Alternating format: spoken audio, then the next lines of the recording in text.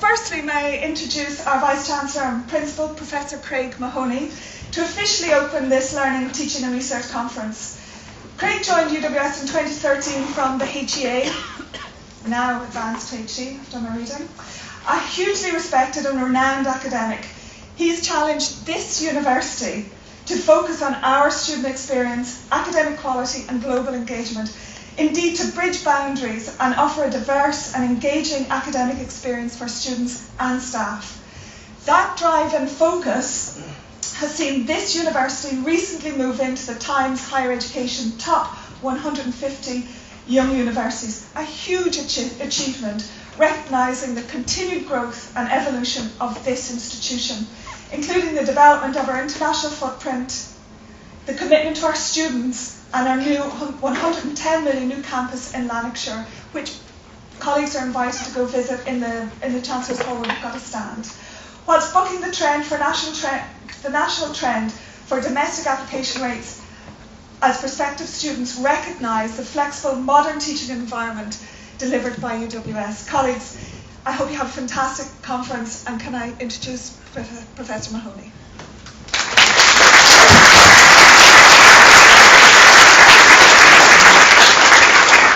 Thank you, Claire, and my welcome to everybody here today as well. It's always great to see this facility filled with people, and I've had that privilege a few times, but not normally at learning and teaching events. But of course, we're adding research to it. We've got you all here, and welcome to the German guests and others who are here from other universities as well. I'm going to spend just a few minutes outlining some thoughts that I wanted to see with you prior to Jonathan's fantastic presentation coming up shortly. I only just met him as he walked in through the door, so I've not spent time chatting with him yet. So where are we with the university? I've been clear since I've been here that teaching is a priority in this university, and as I've said in the graduation speeches yesterday in a very hot venue in Hamilton, we've got 9 truths in the university, and the first of those truths says we're here for our students. Whenever I'm here, I won't step aside from that important responsibility.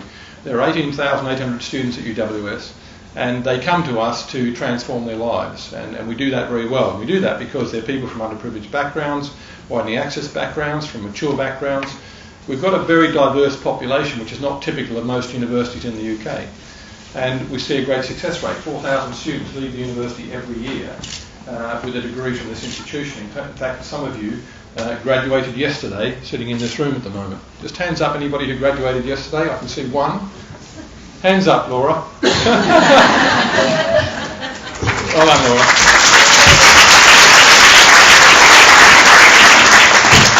Well, you got right there. Laura completed a PhD yesterday, along with some other staff who did as well, so she wasn't the only member of staff who graduated yesterday. We transform lives. What a great thing to do. But behind that has got to be an intense understanding of the importance of research. Universities are places of learning, but they're also places of knowledge creation. And whilst we may focus predominantly on teaching, research is fundamentally important. And we've got some great examples of research going on around the university. And that's why it's fabulous from my point of view that Claire and Milan, along with Essen, have been able to bring this event together, enabling learning and teaching, research and enterprise to be in the one space at the one time. And I've often joked in the past that when we have had the Learning and Teaching Conference here, and assuming, and never did happen, that theoretically in another part of the university the research conference was going on, what we really needed to do was swap the participants from the 2 events to the other side. So through this event today and tomorrow, we've done that for you. So let's hope we can bridge the gap, and I'm just showing you a couple of pictures there of things that are important to me. So learning environments, that's a learning environment. That picture at the bottom is taken at Southampton University. It was designed by students. Students were asked, what do you want to happen in these spaces? And they said, we want some funky furniture, some funny things to do, and places to be. I didn't ask him to sit like that. I sought his approval, so I've got approval to have the picture taken, but he was using that space in the way that he wanted to. And my point here is that we don't know how people want to use learning spaces, and certainly this didactic experience of delivery, which I consistently criticise but often do, is not the way that modern learning should take place. John Gill's the editor of the Times Higher, and the Times Higher, which is an important publication, trade press for higher education in the UK, is perhaps a gauge of what's happening in higher education across the UK. It does focus predominantly on English higher education, but it does represent 85% of higher education in the UK, so you can understand why. But there are certain things going on in the media at the moment that we all need to be aware of, and they don't all seem to relate to us. There was a statement released yesterday by Sam Gimia, who is the Higher Education Minister in the Westminster Parliament. So he's responsible for English higher education, but he's also responsible for UK research. And what he said is he's commissioned a tender to go out for technology companies to apply to him and create what he referred to as a money supermarket website for students to choose universities.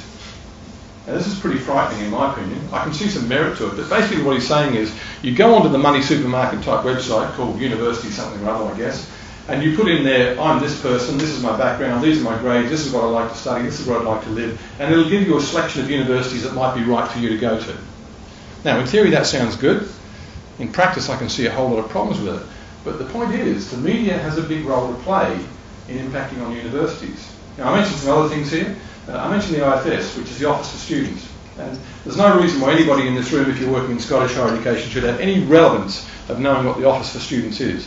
But essentially, it's the English regulator for higher education. It's replaced what was the Funding Council in England, and it's taken on a whole lot of regulatory roles. And at the moment, it's growing legs in a way which is almost out of control. Without a mission that's clear, without a purpose that's clear, without a portfolio that's clear, with all sorts of things being bundled into this IFS. But it only relates to English higher education, so we can forget about it. No, we can't. We can't forget about it because, as we've seen so many times before, what happens in English higher education permeates across the borders to the other devolved nations. And there is no question that what the IFS is doing will have an unintended consequence on Scottish higher education. How that will manifest itself, what it'll be, we don't quite know yet, but nonetheless it will do. And so whether it's the introduction of something more robust than the TEF, the Teaching Excellence Framework, that we as a university don't participate in, or whether it's something to do with research excellence, or whether it's to do with how you identify the universities you want to go to, those things are going to impact on us up here in Scotland at some stage. Rest assured about that. And then finally on media, let me just put straight something that I did want to say yesterday and I didn't, but you might have seen some media reports last week referring to the number of firsts and 2-1s that universities in the UK have been giving. And 2 universities were identified as quadrupling the number of firsts and 2-1s that they give. One was Southampton Solent, so we can forget about them. The other was UWS. So UWS was in national press across the UK and here in Scotland suggesting we have quadrupled the number of firsts and 2-1s we've given since 2012. Now, you can read that at face value by suggesting, as the papers tried to do, that we are watering down the qualifications that we're giving by giving more firsts and 2-1s. Let me just reassure you, that's not what's happening. Firstly, it's raw data, so it's not percentage data. So the raw data might suggest if 3 students were given a first and 2-1 in 2012, you're now giving 12 students first and 2-1s. That's what it's saying. Okay. Factually, it's not 4-1, it's 3-1.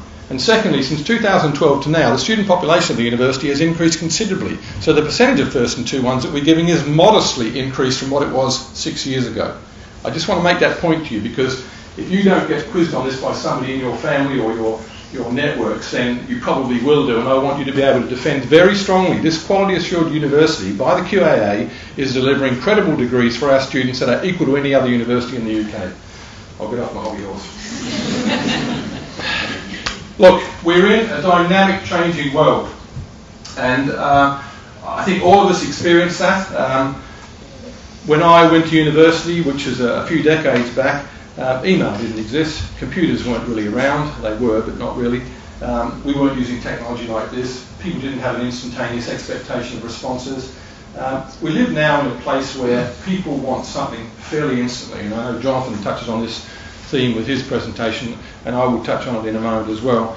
We are in this strange place where perhaps universities aren't keeping up, and I've quite often used a slide in the past that is a representation of a 1340, that's a year, 1340 lecture theatre in Bologna, the first known lecture theatre to be established, and it was a bit like this. And if you see the picture, and you can find it on the web pretty quickly, you'll see exactly what I'm seeing now. Some people sleeping, some people playing on their technology, some people writing some notes, some people attentively listening to what I'm saying, in this didactic experience that makes an assumption that you're learning something by having me stand up here and talk to you. I don't really agree with that. I don't think that is how learning takes place. Learning takes place in many ways, and one of them can be this, but to make an assumption that 700 years after that lecture theatre was produced, that we're still using the same pedagogic model, typically, and I'm being very stereotypical here, I think is a falsification. It doesn't represent where learning and teaching is, how people do actually engage in creating knowledge, engaging with knowledge, developing their own knowledge and abilities. And I think we need to do something about that. Now, I'm going to come on to that in a minute. We're in this knowledge economy. People want knowledge, see knowledge, but knowledge is everywhere. And most of you have got some sort of smart device near you now. And I defy you to tell me that even the most intelligent person in the world, whoever that might be, doesn't know as much or can't give you access to as much knowledge as what your smart device can. So why do we need academics? Yeah, will they be replaced with robots? I don't think so, no. Well, not for a long while yet anyway. But the point is that knowledge is out there everywhere. And realistically, again, these are my opinions, realistically, when students come to university to study a degree, the content of the degree they study is merely a conduit. It's a conduit to getting a set of other skills that we want them to have, and I'll touch on those in a minute. But realistically, any degree that you do, unless perhaps it's ancient history, is going to be out of date fairly soon after you graduate from university. So it's not the knowledge you acquire during the degree that's important, it's how you actually are able to use knowledge that becomes important. The information literacy skills that you must develop as a student, as we must do as academics and teachers and administrators in universities, that become the important feature of how your life is going to progress. We've got students in the room, which is good. I'm going to focus on the last 2 points there because I think as educators we have a responsibility. And I know I've worked in universities in the past where I've had people come to me in computing departments, for example, and say, can you disable the computers that are in the computer department from giving students access to sites like Facebook and so on? Because during class, when I'm at the front and I'm talking to them, they're playing around on their computer into Facebook or sending emails or doing something else.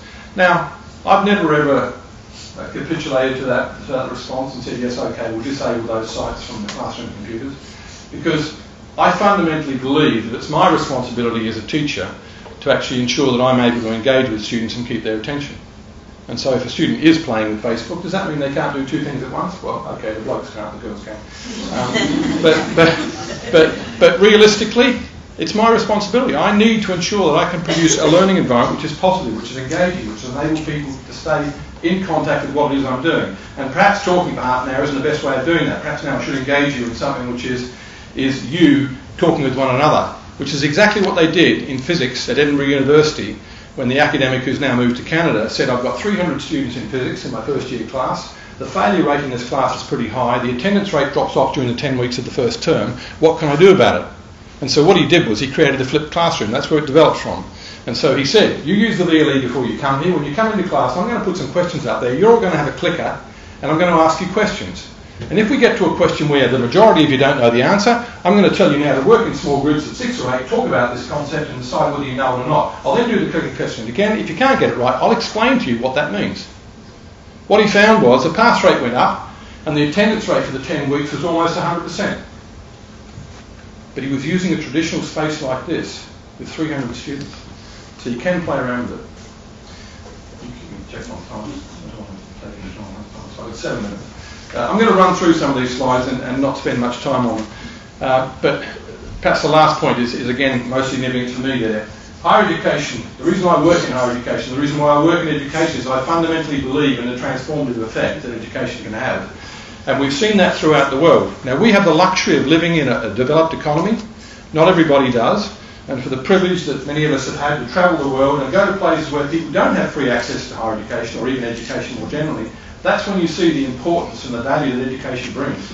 And perhaps one of the things we've got to do in society here is begin to establish how education can be given its respect again, because it's a valuable commodity. Not everybody in the world has access to it, in the same way they don't have access to many other things. But education will change the world, and we're part of that process, so it's exciting to be part of that. These are just some things that I think are going on in the world at the moment. Oops. These are some of the things going on in the world at the moment that are for me, beginning to challenge my thinking about what higher education should be doing. So, I've said this to staff who've heard me talk before here. Have we got the right pedagogic model in place? Are we assessing the right things with the learning outcomes? How come we're having multiple assessments in modules rather than narrowing it down a bit more? How come we're not using the learning outcomes we expect per level to be judged just once across modules in that year rather than several times? There's a whole lot of stuff that we've gotten into this traditional way of doing, and we haven't really broken away from that. And I think really what we need to do is step back and say, okay, what is it we're trying to do here? Do we really need to assess students at all in first year? I mean, I can be as challenging as you want, but do we need to assess students in first year? What's the point? They're big classes quite often, takes up an awful lot of time to both assess and then mark the assessments. And what's it doing? Most students progress from first year to second year.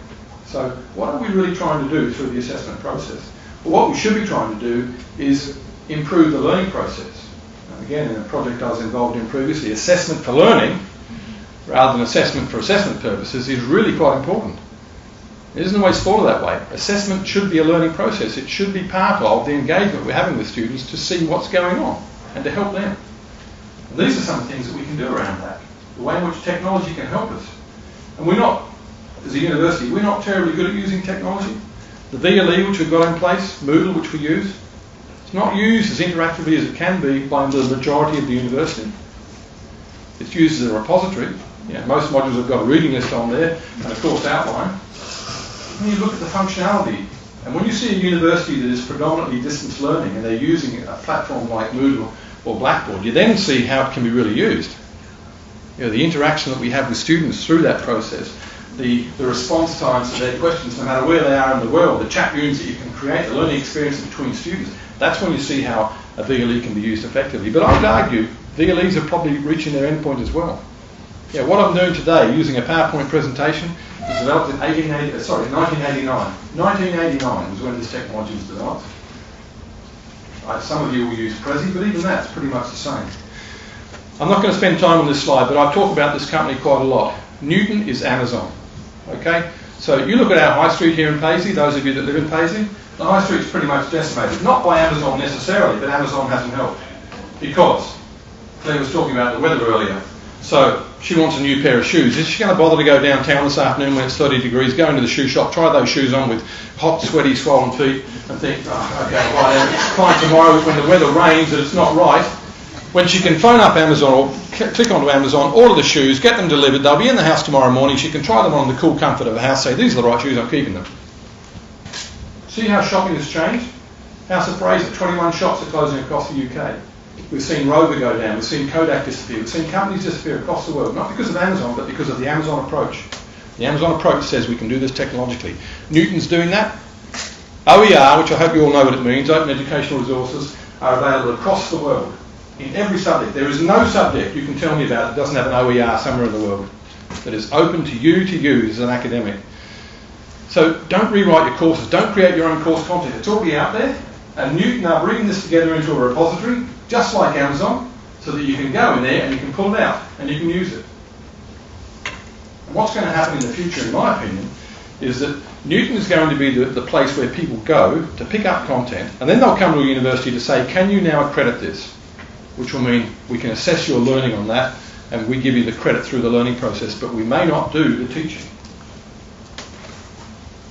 So this is the slide. There's 3 points on here. Uber, Facebook and Amazon are the 3 things in the middle there that you see. I'm not a young person anymore, but I used to be. I'm not a young person anymore, but young people that I talk with, and I've got a few of them in my house, they want things right here, right now. They want pretty much instant gratification. That's being a bit crude about it, but they want instantaneous action. Uber gives that. Amazon gives that. I've got Facebook there, but let's change it to Snapchat. These are techniques, technological techniques, which enable young people to interact with things almost immediately. And yet if you look at the university environment, it's traditionally still pretty slow. My deputy, Steve, are you here at the moment? No, he's not. He put out a comment the other day, quite a challenging comment in a restricted forum, saying, should the university produce a 10-day turnaround on feedback of student work? Okay, that's not a policy statement. Don't walk out of here to say that's what we're doing. But the question was asked, could we turn around assess work in 10 days? Because students, quite rightly, want fairly instant feedback. They want to know whether they've done well or not in their assessment and to give them guidance to the next piece. So young people are coming along with these skills. Now, we've probably got a few years to wait for that because we have 20 to 75% of our students above 21. So they're mature students, and many of those much older than that. So we've probably got a population of students who are not yet at the stage where they want that same instantaneous feedback. Some do, but it's only 25%.